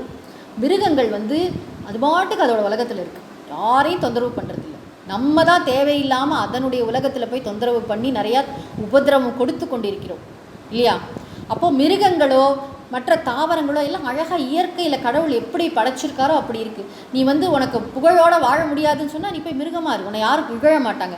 ஆனால் இந்த உலகத்தில் வாழ்ந்து கொண்டு புகழ் இல்லாமல் வாழ்ந்து விடாதே. என்ன புகழ்? நீ அறத்தை கடைப்பிடிப்பவன் என்ற புகழ். வெறும் தனியாக நீ புகழுக்காக ஒன்றும் செய்ய வேணாம்ப்பா. நீ அறச்செயல்களை செய்தாலே போதுமானது. நீ கடமையை செஞ்சாலே போதும். உன்னால் கடமையை செய்ய முடியாது. நான் வந்து சில பேர்லாம் பார்த்திங்கன்னா தூங்கிட்டே இருப்பாங்க, சாப்பிடுவாங்க, காலையில் எந்திரிப்பாங்க, டிவி பார்ப்பாங்க, வாட்ஸ்அப் பார்ப்பாங்க, அதுக்கப்புறம் ஃபுல்லாக வந்து இன்ஸ்டாகிராமு அது இது சோஷியல் நெட்வொர்க்கு ஸ்டேட்டஸு. நமக்கு இன்றைக்கி டிஸ்ட்ராக்ஷனுக்கு குறைச்சலாக என்ன ஏகப்பட்ட கவனச்சிதறல்களின் காலம் இது. நம்மளால் ஒரு 10 நிமிஷம் கூட ஒரு விஷயத்தை தொடர்ச்சியாக என்ன சொல்கிறாங்கன்னு கேட்பதற்கு பொறுமையற்ற ஒரு தலைமுறை. நமக்கு எல்லாம் ஷார்ட்ஸ் மாதிரி சொல்ல வேண்டியது இருக்குது. அப்போ அந்த மாதிரி ஒரு காலகட்டத்தில் நம்ம வாழ்ந்துட்டுருக்கோம். இப்போ வந்து காலையிலேருந்து நைட்டு வரைக்கும் என்ன பண்ணணும்னு பார்த்தா ஒன்றும் இருக்காது. நம்ம டைம்லாம் அப்படியே ட்ரெயின் அவுட் ஆகி போயிருக்கும். பாரதியார் சொன்னார் இல்லையா, தேடி சோறு நிதம் தின்று பல சின்னஞ்சிறு கதைகள் பேசி மனம் வாடி பிறர் மனம் வாட பல செயல் செய்து கூற்றுக்கு இறையென வாழும் மாயும் பல வேடிக்கை மனிதரைப் போல வீழ்வேன் என்று நினைத்தாயோ. என்ன அப்படி நினச்சிட்டியா அப்படின்னு கேட்குறாரு பாரதியார். நான் அப்படி இல்லை, நான் உருப்படியாக காரியம் பண்ண போகிறது. நான் வந்து சின்னஞ்சிறு மனிதர் கிடையாது, நான் மனிதராக வாழப்போகிறேன். நான் இன்றைக்கி வந்து பிறந்துட்டேனே, ஏதாவது ஒரு காரியம் பண்ணணும். நீங்கள் பார்த்தீங்கன்னா துறவிகள்லாம் பேசும்பொழுது ஏதாவது ஒரு காரியம், நல்ல காரியம் பண்ணணும், அன்றைக்கி என்ன நல்ல காரியம் இப்படி யோசிச்சுட்டு இருப்பாங்க. துறவிகள் மட்டுமல்ல, இல்லறத்தானும் அப்படித்தான் இருக்க வேண்டும் என்று இந்த அதிகாரத்தை பார்த்தால் தெரிகிறது. நான் இன்றைக்கி வந்து என்னுடைய வேலையெல்லாம் செஞ்சேன், சரி ஆஃபீஸ்க்கு போனேன், குடும்பத்தில் எல்லாம் பார்த்தேன், அதுவே பெரிய கஷ்டமாக இருக்குது நிறைய பேருக்கு. அவரவர்கள் வீட்டில் பொறுப்பான கணவனாக, பொறுப்பான மனைவியாக, பொறுப்பான குழந்தையாக, அலுவலகத்தில் பொறுப்பான ஒரு ஊழியராக இருக்கிறதே பெரிய விஷயமா இருக்குது. அதை தாண்டி நான் சமூகத்துக்கு ஏதாவது பண்ணணுமே என்று கவலைப்படுகின்ற, என்று அக்கறை கொள்கின்ற ஒரு மனிதரை நமக்குள்ளிருந்து தூண்டுகிறார் திருவள்ளுவர். இதை நல்லா புரிஞ்சுக்கணும். நம்ம நீ உனக்கு வந்து உன்னால் புகழோடு வாழ முடியாது, நீ எப்போ பாரு சாப்பிட்டு தூங்கிட்டு தான் இருப்ப, இல்லை உலக இன்பங்களை அனுபவிக்கிறது மட்டும்தான் உன் நோக்கம்னா தயவு செஞ்சு நீ வந்து ஒரு மிருகமாக பிறந்திருப்பான். நீ மனிதனாக பிறக்கணும்னு அவசியம் இல்லை. மிருகத்தை யாரும் திட்ட மாட்டாங்க, இகழ்ச்சி புகழ்ச்சிலாம் கிடையாது. ஆனால் மனிதனாக பிறந்தால் நீ புகழுடன் வாழக்கடவாய் அப்படி சொல்கிறார் பாருங்கள். இது வந்து எல்லா மனிதர்களுக்கும் பொதுன்னு தெரியுது. திருக்குறள் வந்து பொது அறம் கூறுகிறது. அடுத்தது 7வது குறட்பா. புகழ்பட வாழாதார் தம் நோவார் தம்மை இகழ்வாரை நோவது எவன். புகழ்பட அப்படின்னா புகழ் உண்டாகுமாறு வாழாதார். பெருசாக நீங்கள் புகழுக்காக போய் நீங்கள் பெரிய டொனேஷன் கூட கொடுத்துட வேண்டாம். உங்கள் கடமையே நீங்கள் சரியாக செய்யலை, ஓகேவா? ஒருத்தர் வந்து தன்னுடைய கடமையே சரியாக செய்யலைன்னு வச்சுக்கோங்களேன், அப்போ புகழ் வருமா? என்ன வரும்? இகழ் வரும். இந்த இடத்துல கவனிக்க வேண்டிய விஷயம் என்னென்னா, இகழ்ச்சி எப்படி வரும்னா, நம்ம ஒரு தப்பு பண்ணி தான் நமக்கு இகழ்ச்சி வரணும்னு அவசியம் இல்லை. இகழ்ச்சி எப்படி வரும்?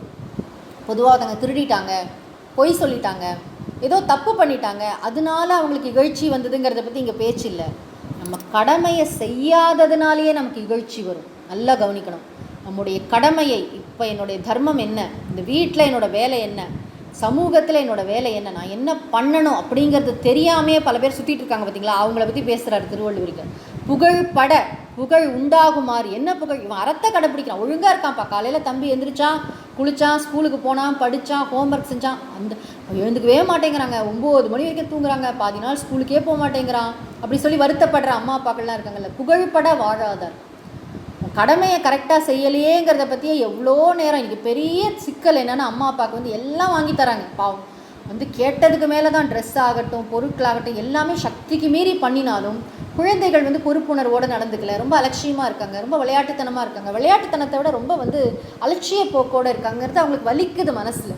ஏன்னா திருப்பி இந்த தர்மத்தை தூண்டுறது தானே அம்மா அப்பாவோட வேலை. படிப்பா, டயத்தை வேஸ்ட் பண்ணாதப்பா, இதை பண்ணுப்பா, அதை பண்ணுப்பான்னு சொல்லிகிட்டே இருக்க வேண்டியதாக இருக்கு இல்லையா? புகழ்பட யார் ஒருத்தங்க வந்து அவனால் ஒரு பிரச்சனை இல்லைங்க, அவன் பாட்டு காலையில் எழுந்திரிக்கான், படிக்கிறான், பொறுப்பாக நடந்துக்கிறான், அவனோட காரியத்தை அவன் பார்க்குறான் அப்படின்னு ஒரு குழந்தை, ஒரு பையனோ ஒரு பெண்ணோ இருந்தால் இந்த அம்மா அப்பாவுக்கு எப்பேற்பட்ட ஒரு ஆறுதல், நிம்மதி தெரியுமா? அது புகழ்பட. இதே மாதிரி பெரியவங்களும் நிறைய பேர் பொறுப்பு இல்லாமல் இருப்பாங்க. சில குடும்பங்களில் பார்த்தீங்கன்னா அவங்க கடமையை அவங்க சரியாக செய்ய மாட்டாங்க, ஏதோ ஒன்று பண்ணிகிட்டு இருப்பாங்க சம்மந்தமே இல்லாமல்.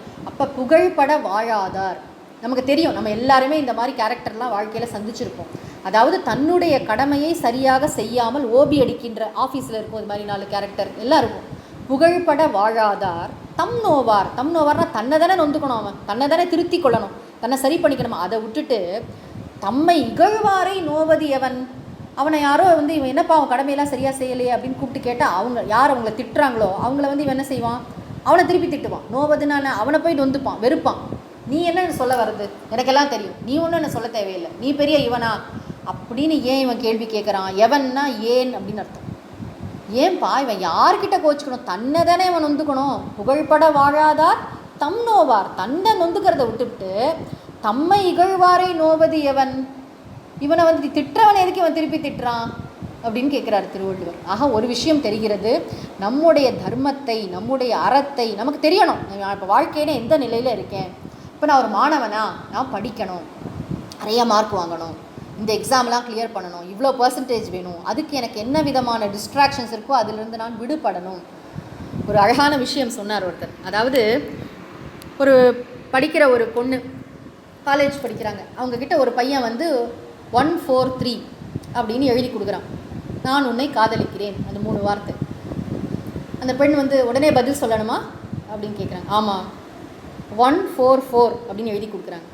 அப்படின்னா என்ன, படிக்கிற வயசில் இதுக்கெல்லாம் தடை இப்போ கிடையாது, நம்ம படித்து வேலைக்கு போகணும். பாருங்கள், இதுக்கு பேர் தான் ஃபோக்கஸ்ங்கிறது பேர். ஆக புகழ் எப்படி வரும்னா, நம்ம கடமையை செஞ்சால் தான் புகழ் வரும். அந்தந்த வயசில் நமக்கு எது முக்கியம், நம்ம வந்து இப்போ எதில் ஃபோக்கஸ் பண்ணணும், நம்முடைய டைம் அண்ட் எனர்ஜிங்கிறது வந்து எதில் நாம் குவிக்க வேண்டும். நிறைய பேர் வந்து காலத்தை கோட்டை விட்டுட்டு பின்னாடி தான் வந்து நான் கொஞ்சம் நல்லா படிச்சிருக்கலாம், இன்னும் கொஞ்சம் 10% கூட வாங்கியிருக்கலாம், அதை பண்ணியிருக்கலாம், இதை பண்ணியிருக்கலாம். அந்த வாழ்க்கையின் கோல்டன் ஏஜ் இருக்குது பார்த்தீங்களா, 15 to 25, அப்போ கோட்டை விட்டுட்டு பின்னாடி கஷ்டப்படுறவங்க நிறைய பேர் உண்டு. அதனால் அந்த வாழ்க்கையில் அந்தந்த நிலையில் தெரியும். கல்யாணம் ஆயிருக்கா, அடுத்தது என்ன, குழந்தைக்கான அதுக்கான வந்து என்னென்ன தயாரிப்புகள், அந்த குழந்தையை எப்படி வளர்க்கணும், அதுக்கு எப்படி குவாலிட்டி டைம் கொடுக்கணும், எல்லா அந்தந்த வயதில் அதற்குரிய இதில் ஈடுபடும் பொழுது, காரியங்களில் ஈடுபடும் போது வாழ்க்கையே ரொம்ப அழகாக குழப்பம் இல்லாமல் இருக்கும். நமக்கு தெரியணும் வாழ்க்கையில் நம்ம எந்த நிலையில் இருக்கோம், இப்போ நம்முடைய கடமை என்ன, இப்போ நம்முடைய கடமை என்ன, எல்லாம் முடிச்சு சில பேர் வந்து அப்புறம் கோட்டை விட்டுட்டு அழுவாங்க. எங்கள் அப்பாவை நான் சரியாக பார்க்கல, அம்மாவை சரியாக பார்க்கல, அப்போ நான் அங்கே அதில் ரொம்ப பிஸியாக இருந்துட்டேன், இதில் ரொம்ப பிஸியாக இருந்துட்டேன். வாழ்க்கையில் பேலன்ஸ் ரொம்ப அவசியம். மற்றவங்க புகழெடுத்துக்கிட்டோம், நம்ம மனசாட்சியே நம்மளை வந்து திட்டக்கூடாது. நம்ம மனசாட்சிப்படி நம்ம சரியாக நடந்துக்கிட்டோங்கிற ஒரு நிறைவு நமக்கு இருக்கணும் இல்லையா. ஆக புகழ்பட வாழாதார் தம் நோவார். யார் ஒருத்தன் வந்து தன்னுடைய கடமைகளை செய்து புகழை அடையாமல் அவன் வந்து தன்னை தானே நொந்துக்கணும், அவன் ஏன் வந்து மற்றவர்களை திட்டுகிறான், அவனை இகழ்கின்றவனை இவன் ஏன் திட்டுறான் அப்படின்னு கேட்குறார் திருவள்ளுவர். ஜஸ்ட் நம்மளை சிந்திக்க வைக்கிறார். 8வது குறள். வசை என்ப வையத்தார்க்கு எல்லாம் இசை என்னும் எச்சம் பெறாவிடின். மறுபடியும் ஒரு விஷயம் சொல்கிறேன். புகழ் என்பது யாரோ சில பேர் தான் உலகத்தில் புகழ் பெற முடியும் அப்படின்னு நினைத்து கொள்ள வேண்டாம். இது ஒன்று புகழ்னோடனே மேடை, மாலை, மரியாதை, பட்டம், கௌரவம் அந்த இதுக்கே போக வேண்டாம். நம்ம குடும்பங்கள்லையே ஒரு சிலரை பற்றி ரொம்ப புகழ்ந்து பேசுவோம். என்னம்மா அவங்க அம்மா அப்பாவை பார்த்துக்கிட்டான் தெரியுமா, அந்த பையன் அந்த பொண்ணு எவ்வளோ பொறுப்பாக எல்லாம் பண்ணா தெரியுமா, இதுதான் புகழ். சுற்றி இருக்கிறவங்க சில பேர் வந்து நம்ம மனசில் நீங்காமல் இடம் பிடிச்சிருவாங்க, அவங்க கடமையை அழகாக செய்வதன் மூலம். ஒரு மருத்துவர் இல்லை ஒரு ஆசிரியர், நம்ம என்ன சொல்கிறோம், எந்த துறையில் இருந்தாலும் சரி ஒரு வித்தியாசம் தெரியும். ஒரு ஆத்மார்ப்பணமான ஒரு அர்ப்பணிப்பு உணர்வோடு செய்வாங்க. ஆக எல்லாருக்கும் வேணும் புகழ். வையத்தார்க்கு எல்லாம் போடுறாரு பாருங்க, உலகத்தில் உள்ள அத்தனை மனிதர்களுக்கும் வையத்தார்க்கு எல்லாம் இசை என்னும் எச்சம். இசைன்னு சொன்னால் புகழ். வாழ்க்கைக்கு இசை கூட்டுவது அதுதான். இசைவுன்னு சொன்னால் ஹார்மனின்னு அர்த்தம், ரெசனன்ஸ்னு அர்த்தம். நம்முடைய வாழ்க்கையில் வந்து நம்ம அறத்தோட பொருந்தி இருந்தால் இந்த புகழ் கிடைக்கும். இப்போ பாடுறவங்களாம் பார்த்திங்கன்னா ஸ்ருதி வச்சுப்பாங்க, ஸ்ருதி இல்லாமல் பாட மாட்டாங்க, அது ஸ்ருதியோடு சேர்ந்து தான் பாடுவாங்க. அதே மாதிரி வாழ்க்கையில் தர்மம் அறங்கிற ஸ்ருதி அதை வச்சுக்கிட்டு இந்த புகழாகி இசை, இசைங்கிறது புகழுக்கு இன்னொரு பேர் தானே, இசைப்பட வாழ்தல்னு முன்னாடியே சொன்னாரே, அதுதான் இசை. புகழ் தான் இசை. அதற்கு ஆதார ஸ்ருதி வந்து தர்மம், அறம். அறத்தை கடைப்பிடிச்சா நம்ம வாழ்க்கை இசையோடு இருக்கும், புகழோடு இருக்கும். இந்த புகழை எல்லாரும் அனுபவிக்கணுங்க, எல்லாருக்கும் கிடைக்கணும் இந்த புகழ். வையத்தார்க்கு எல்லாம் இசை என்னும் எச்சம்.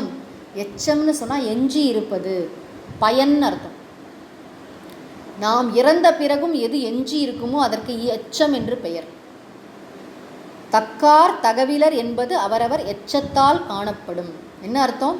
ஒருத்தன் வந்து நிஜமாவே ரொம்ப சிறந்தவனா இல்லையாங்கிறது அவனுடைய குழந்தையை வச்சு தெரிஞ்சுக்கலாம், அவன் செய்கின்ற காரியங்களை வச்சு தெரிஞ்சுக்கலாம் அப்படின்னு பலவிதமாக அந்த குறளுக்கு பொருள் சொல்லுவாங்க. எச்சம்னா அந்த இடத்துல குழந்தைன்னு ஒரு அர்த்தம், அவன் விட்டு செல்கின்ற விஷயங்கள் அப்படின்னு அர்த்தம். எச்சம் இசை என்னும் எச்சம் பெறாவிடின், புகழ் என்கின்ற இந்த சிறந்த பயனை நாம் அடையாவிட்டால் வையத்தார்க்கு எல்லாம் எல்லா உலகத்தினருக்கும் வசை என்ப.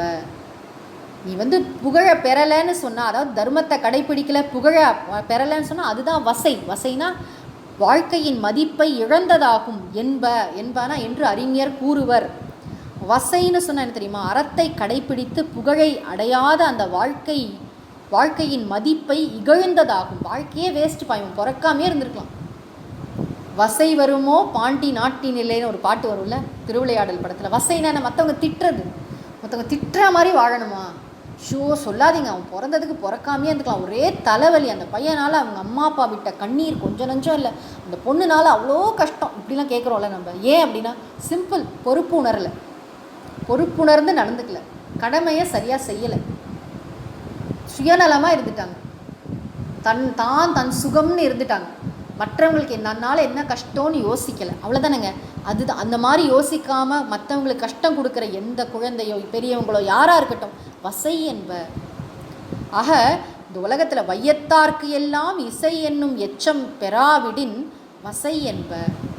வையத்தார்க்கு எல்லாம்னா என்ன? உலக மக்கள் அனைவரும் இசை என்னும் எச்சம் புகழ் என்கின்ற வாழ்க்கை பயனை பெறவில்லையானால், இப்புகழ் அடையலைனாலே இசை நடுவில் ஒன்றும் கிடையாது, ஒன்று புகழ் இல்லாட்டி இகழ். ஞாபகம் வச்சுக்கோங்க, இந்த புகழை நீ அடையவில்லை என்றால் அதுதான் இகழ்.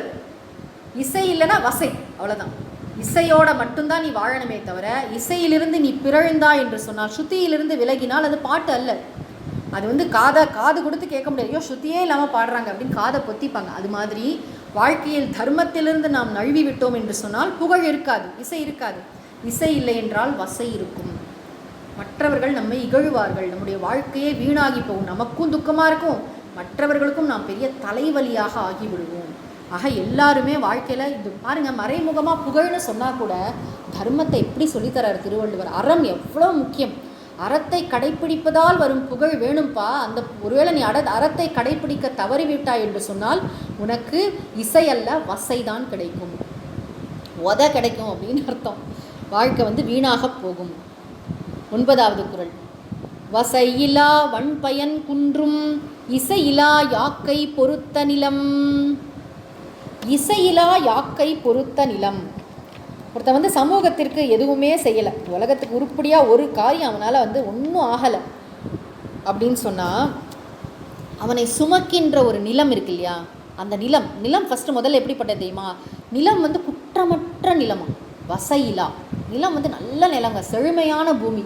நம்ம சொல்லுவோம்ல, நெல் போட்டால் நெல் விளையும், பொன் போட்டால் பொன் விளையிற பூமின்னு சொல்லுவோம்ல, அது மாதிரி நல்ல ஒரு வளமான பூமி. வசையிலா வன்பயன்னா என்ன? நல்ல சிறப்பான வளமையான பலனை வழங்கக்கூடிய அந்த பூமி நிலமானது, விளை நிலமானது குன்றும், அப்படியே வந்து விளைச்சல் குறைந்து விடுமா, விளையாதான்.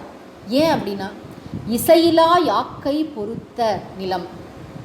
புகழோடையே வாழலை, ஒருத்தன் தர்மத்தையே செய்யலை, அவன் வந்து அந்த நிலத்து மேலே நிற்கிறான்னு சொன்னால் அவனை சுமக்கின்ற பூமி கூனி குறுகிச்ச ஒன்றுமே செய்ய மாட்டேங்கிறானே, அவனோட அறத்தையே கடைப்பிடிக்க மாட்டேங்கிறானே, புகழையே அடைய மாட்டேங்கிறானே, இவனை போய் நான் சுமக்க வேண்டியிருக்கே. இந்த பூமி உதாரணம் நிறைய இடங்களில் வரும் திருக்குறளில். நம்ம பார்த்திங்கன்னா அகழ்வாரை தாங்கும் நிலம் போல் பார்த்தோம். அதே மாதிரி இன்னொரு இடத்துலையும் வந்தது, நிறைய இடத்துல வரும். ஆக இந்த பூமி என்ன பண்ணுவாளாம், இவனெல்லாம் போய் சுமக்க வேண்டியிருக்கு அப்படின்னு சொல்லிட்டு நல்ல விளைச்சல் கொடுக்குற இடத்துல வந்து கம்மி பண்ணிவிடுவாளாம், விளையவே மாட்டாளாம். அந்த நிலமே வந்து சலித்து கொள்ளுமா. பூமிக்கு பாரம்ங்கிறத மறைமுகமாக சொல்கிறார் பாருங்க. பூமி வந்து நல்ல வளமான பூமி, மேலே எந்த குறையும் இல்லை. பூமி வந்து எப்படிப்பட்டது? வசையிலா வன்பயன் உடையது. வசையிலா வன்பயன் நிலம், நல்ல குற்றமற்ற செழுமையான பூமி தான், ஆனால் குன்றும், நன்றாக விளைச்சலை கொடுக்காது. ஏன் அப்படின்னா இசையிலா யாக்கைனா புகழில்லாத அந்த உடம்பை வச்சுட்டு ஒருத்தனுக்கான அவனை போய் நான் சுமக்கிறேனே அப்படின்னு சொல்லிட்டு வந்து விளைச்சல் தராது. ஒரு இகழறார், அவன் கடமையை சரியாக செய்யலைல்ல, அவனை திட்டுறாரு திருவள்ளுவர். இதற்கு அப்படியே கான்ட்ராஸ்டாக இன்னொரு விஷயம் பார்க்கலாம். ராமர் காட்டுக்கு போகிறார். காட்டில் வந்து இவர் போகிற நேரம் சீசனே இல்லை, அன்சீசனல். அந்த மாதிரி நேரத்தில் வந்து மரங்கள்லாம் பூத்து குலுங்குகின்றன, பழங்கள்லாம் அவ்வளோ பழங்களை எல்லாம் வந்து ராமர் வந்திருக்கார். அது இயற்கையின் விகசிப்பு. இயற்கை வந்து ராமர் திரும்ப வருவாரோ மாட்டாரோ, அதனால் அவருக்காக நம்ம பழம் கொடுப்போம், அவருக்காக நம்ம அப்படியே சீசனே இல்லாத காலத்தில் வந்து இவங்க பார்க்குறாங்க. இவங்க 3 பேரும் அந்த காட்சியை வந்து அயோத்தியா காண்டத்தில் வரும், ராமாயணத்தில். இவங்க 3 பேரும் போகிறச்ச ஏன் அப்படி நடக்குது அப்படின்னு கேட்டால், ராமர் அறத்தின் வடிவம், தர்மத்திற்காகவே வாழ்பவர், தர்மமூர்த்தி, அறத்தின் உரு, அறத்தின் பொருட்டு. இவர் வந்து அப்பாவுக்கு பயந்து இல்லை அப்பாவோட ஒபீடியன்ஸ்க்காக எல்லாம் வரல, வந்து அதெல்லாம் தாண்டி ஒரு பெரிய விஷயம், தந்தையின் வாக்கை மெய்ப்பிப்பதற்காக வந்தவர் காட்டுக்கு. 14 வருடங்கள் அந்த கடுமையான வனத்திற்கு வந்தவர். ஆக பெரிய தியாகம் செஞ்சுட்டு வந்து வராரே, பெரிய தர்மமூர்த்தியாக இருக்காரே, தர்மமான புகழை உடையவராக இருக்கிறாரேன்னு நினச்சி அப்படி சீசன் இல்லாத நேரத்துலேயும் பழங்கள்லாம் அப்படி அங்கே வந்து பழுத்து குலுங்கின மரங்கள்லாம் அவ்வளோ புஷ்பங்களை வர்ஷித்தன அப்படின்னு போட்டிருக்கு. ஆக இங்கே அப்படியே ஆப்போசிட்டாக திருவள்ளுவர் சொல்கிறார், யார் ஒருத்தன் வந்து புகழ் இல்லாமல் வாழறானோ, யார் அறத்தை கடைப்பிடிக்காமல் சும்மா சாப்பிட்டு தூங்கி நேரத்தை வீணடித்து திரும்ப வந்து சின்ன விஷயங்களையே பேசி டயத்தை ரொம்ப வீணடிக்கிறானோ, அவன் இருக்கக்கூடிய பூமியே என்ன பண்ணுமா, வளமாக இருக்காது, வளம் குன்றிவிடும். அங்கே வந்து ஒன்றும் முளைக்காது, ஒன்றும் பெருசாக ஒன்றும் விளைச்சல் இருக்காது. இப்படி சொல்கிறார் பாருங்கள் திருவள்ளுவர். நாம் இதெல்லாம் மறைமுகமாக நம்மை உற்சாகப்படுத்துவதற்காக சொல்கிறார் என்று எடுத்துக்கொள்ள வேண்டும். கடைசி குறள், வசை ஒழிய வாழ்வாரே வாழ்வார், இசை ஒழிய வாழ்வாரே வாழாதவர். வசை ஒழிய வாழ்வாரே வாழ்வார், யார் வாழ்கின்றவர்கள், இந்த உலகத்தில் வந்து யார் நிஜமாவே உயிரோடு இருக்கா, நடைப்பிணம் யார், நிஜமாக உயிரோடு இருப்பவர் யார். திருவள்ளுவர் பொறுத்த வரைக்கும் யார் வாழறாங்க அப்படின்னு கேட்டால், வசை ஒழிய, வசைதான் என்னது, திட்டுறது, இகழ்ச்சி, ஒழியன இல்லாமல், யாருமே அவங்கள பற்றி ஒரு குறை சொல்ல முடியாது, அப்படி வந்து அவங்க கடமையை கரெக்டாக செய்வாங்க. வசை ஒழிய வாழ்வாரே வாழ்வார், தன்னுடைய கடமையை சரியாக செய்து அதன் மூலம் புகழை ஈட்டுகின்ற, சமூகத்திற்கு வாரி வழங்கி அதன் மூலம் புகழை ஈட்டுகின்ற, வசையிலிருந்து விடுபட்ட, யாரையும் இவங்களை ஒரு வார்த்தை சொல்ல முடியாது. அதாவது இந்த சமூகம் எல்லா நேரமும் நம்மளை பாராட்டும்லாம் சொல்ல முடியாது. நிறைய பேர் கிரிட்டிசைஸ் பண்ணுவாங்க, திமிர் பிடிச்சவம்பாங்க, சும்மா பேருக்கு பண்ணுறாங்க, என்னவோ சொல்லுவாங்க. ஆனால் நம்முடைய மனசாட்சிக்கு விரோதம் இல்லாமல் நாம் நல்ல காரியங்களை தொடர்ந்து செய்து கொண்டே வந்தால், இந்த புகழ் என்பது நம்ம வாழற காலத்தில் தான் இருக்கணும்னு அவசியம் இல்லை, நம்ம இறந்து போனது பிறகும். இன்றைக்கும் பாரதியார் எப்படி கொண்டாடுறோம், பாரதியார் வாழ்ந்தப்போ எத்தனை பேர் மதிச்சாங்கன்னு தெரியாது. இன்றைக்கி பாரதியார் அப்படின்னாலே நிறைய பேர் கண்ணால் நீ ஜலம் விட்டு படிக்கிறாங்க. விவேகானந்தர் வந்து 1902 மகாசமாதி ஆகிட்டார். ஆனால் அதுக்கப்புறம் கூட அவருடைய வாசகங்களை படித்து இன்றைக்கும் நான் வந்து தேச சேவையில் ஈடுபடுறேன், நான் போய் ராமகிருஷ்ண மடத்தில் சேர்றேன்னு சொல்கின்ற இளைஞர்கள் இருக்கிறார்கள். இன்றைக்கும் கூட அவருடைய அந்த மந்திர சொற்களை படித்து உத்வேகம் அடைகின்றவர்கள், உற்சாகம் பெறுகின்றவர்கள் எத்தனையோ பேர் இருக்காங்க. ஆக இன்றைக்கும் விவேகானந்தர் இருக்கிறதா தான் அர்த்தம், பாரதியார் இருக்கிறதா தான் அர்த்தம், திருவள்ளுவர் இருக்கார், ராமர் இருக்கார், கிருஷ்ணர் இருக்கார், ராமானுஜர் இருக்கார். எல்லா பெரியவர்களுடைய புகழ் உடம்பும் இன்றும் நம்மோடு இருக்கிறது. பேசிகிட்டு இருக்கோமே நம்ம அவங்கள பற்றி, அப்போ வந்து இருக்கிறதுனால தானே பேசுகிறோம். எத்தனையோ பேர் உலகத்தில் இறந்து போயிட்டான், எல்லாரை பற்றியுமா பேசுகிறோம்.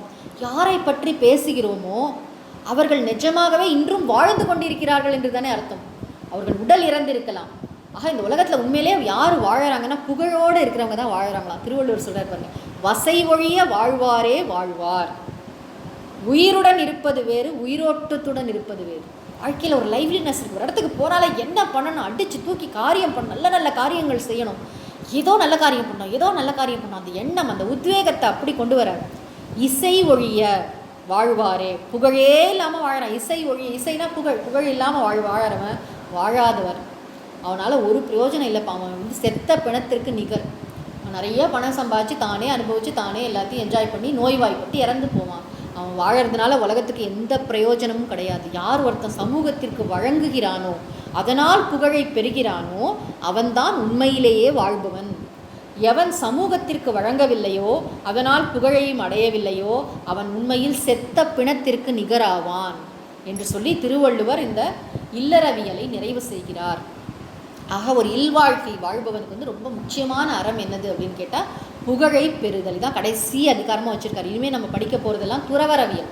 ஆக இல்வாழ்க்கைன்னு சொன்னால் வாழ்க்கையில் நம்ம எந்த நிலையை வச்சுக்கலாம், ஒரு 25 வயசுலேருந்து 50 வயசு அந்த மாதிரி சொல்லலாமா, அந்த மாதிரி ஒரு இல்வாழ்க்கை ஒரு 60 வயசு வரைக்கும் கூட வச்சுக்கலாம். இல்வாழ்க்கை வாழணும். அந்த வாழ்க்கையில் நாம் கடைப்பிடிக்க வேண்டிய அறங்கள் என்ன? இந்த அறங்கள்லாம் வந்து என்னென்னா, சும்மா ஏதோ அதை செய்யுன்னு சொல்லியிருக்காருன்னு நினைக்க வேண்டாம். ஒன்று முக்கியம். ஒன்று நம்ம பார்த்தோம், ஒன்றுலேருந்து ஒன்றுன்னு கனெக்ஷன் வேறு இருந்தது. நம்ம வந்து விருந்தோம்பலுக்கு பார்த்திங்கன்னா அடுத்த அதிகாரம் இனியவை கூறல் வச்சுருப்பார். நம்ம வந்து விருந்தோம்பல் செஞ்சால் மட்டும் போதாது, இனிய சொற்களை பேசணும், முகமலர்ச்சியோடு நடந்துக்கணும். ஒவ்வொரு சின்ன சின்ன நுணுக்கமான அறங்களையும் கவனித்து கவனித்து கவனித்து இதெல்லாம் வந்து ஒன்று இருந்தாலே எல்லாம் வரும். நம்ம வந்து இதை கவனித்து இதெல்லாம் என்கிட்ட இருக்கா, நான் எல்லாருக்கிட்டையும் அன்பாக இருக்கேனா, நான் ஒழுக்கத்தோடு இருக்கேனா, நான் அடக்கத்தோடு இருக்கேனா, நான் வந்து பிறனில் விளைகின்ற குற்றம் என்னிடத்தில் இல்லாமல் இருக்கா, என் மனசை நான் சுத்தமாக வச்சுருக்கேனா, என் மனசில் பொறாமை இல்லாமல் இருக்கா, எத்தனை விஷயங்கள் சொன்னார் பாருங்கள். அந்த இதை படித்து பார்த்தாலே நமக்கு தெரியும். இந்த ஒரு ஜஸ்ட் ஒரு சிம்ஹாவலோக்கணம்னு சொல்லுவாங்க. என்ன படித்தோம் இல்லறவியலில், என்ன படித்தோம் அப்படின்னா, முதல்ல இல்வாழ்க்கை, கணவனுடைய இலக்கணங்களை சொன்னார். கணவன் அப்படின்னா நிறைய சம்பாதிக்கணும், அவன் குடும்பத்தை பார்த்துக்கணும், அப்படி மட்டும் சொல்லலை. இல்வாழ்வான் என்பான் இயல்புடைய மூவர்க்கும் நல்லாற்றின் நின்ற துணை, துறந்தார்க்கும் துவாதவர்க்கும் இறந்தார்க்கும் இல்வாழ்வான் என்பான் துணை. உலகத்தில் எல்லாரையும் இவன் தான்ப்பா பார்த்துக்கணும்னு அவ்வளோ அழகாக இல்வாழ்க்கை அதிகாரத்தில் இல்லறத்தானுடைய கடமையை பொறுப்பை சொன்னார்.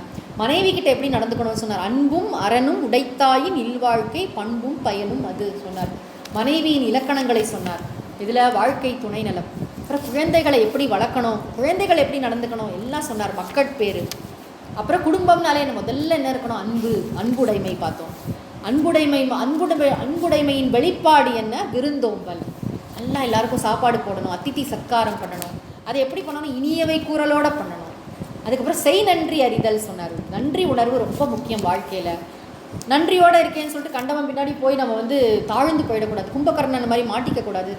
நடுவு நிலைமையோடு இருக்கணும்னு சொன்னார். ஃபேராக இருக்கணும்னு சொன்னார். அப்புறம் அடக்கமுடைமை சொன்னார், ஒழுக்கமுடைமை, பிறனில் விழையாமை, பொறையுடைமை. வாழ்க்கையில் இல்லறத்தில் இருக்கோன்னா விளையாட்டு இல்லைங்க, எவ்வளோ பொறுமை வேணும். குழந்தைய வளர்க்க பொறுமை வேணும், பணம் சம்பாதிக்க பொறுமை வேணும், குடும்பத்தை நடத்த பொறுமை வேணும். பொறை உடைமை சொன்னார். அழுக்காராமை, பொறாமை இல்லாமல் இருக்கணும்னு சொன்னார்.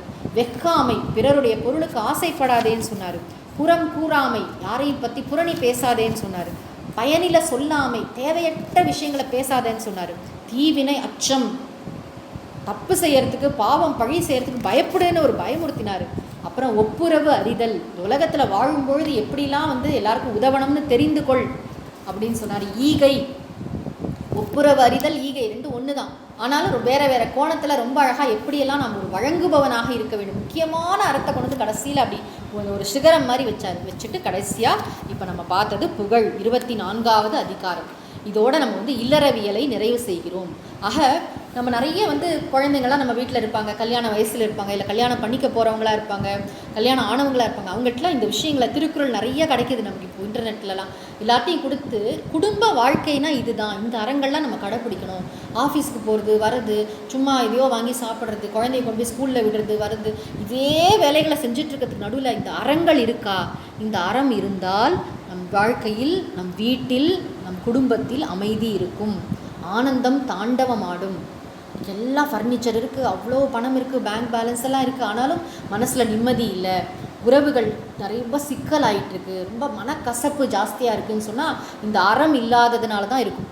ஆக குடும்ப வாழ்க்கையின் முக்கியமான அறங்கள், அந்த காலத்திலலாம் பெரியவங்களை பார்த்து பார்த்து தெரிஞ்சுக்கிட்டாங்க, பெரிய கூட்டு குடும்பத்தில் இருப்பாங்க. இன்றைக்கி நமக்கு ரொம்ப வழி இல்லை, ஆனாலும் நம்ம திருக்குறளை படித்து, ஓ இதெல்லாம் என்னோடய தர்மமா, நான் செய்யணுமா, சரி நான் இன்றைக்கி ஒரு 10 பேருக்கு சாப்பாடு கொடுத்துட்டு ஆஃபீஸ் போகிறேன், நான் ஒரு 10 பொட்டில் சாப்பாடு வாங்கி கொடுக்குறேன். அந்த மாதிரி அறங்களை நாம் செய்ய தொடங்க தொடங்க தொடங்க நம் வீட்டில் அமைதி நிலவும், குழந்தைங்கள்லாம் நல்லா இருப்பாங்க, நல்லா படிப்பாங்க. நம்முடைய வாழ்க்கை எல்லாமே நம்ம குடும்பத்திலேருந்து தான் ஆரம்பிக்கணும். நம்ம குடும்பம் எப்படி நடக்குதோ அதை பொறுத்து தான் எல்லாமே. குடும்பங்களின் சேர்க்கை தானே சமூகம். சமூகம்னு ஒன்று தனியாக இருக்கா என்ன? இந்த மாதிரி நிறைய குடும்பங்களில் மகிழ்ச்சி தாண்டவம் ஆடணும், செல்வங்கள் ஓங்க வேண்டும், தான தர்மங்கள் பெருக வேண்டும். அப்படி இருந்தால் தான் சமூகமே சுபிக்ஷமாக இருக்கும்.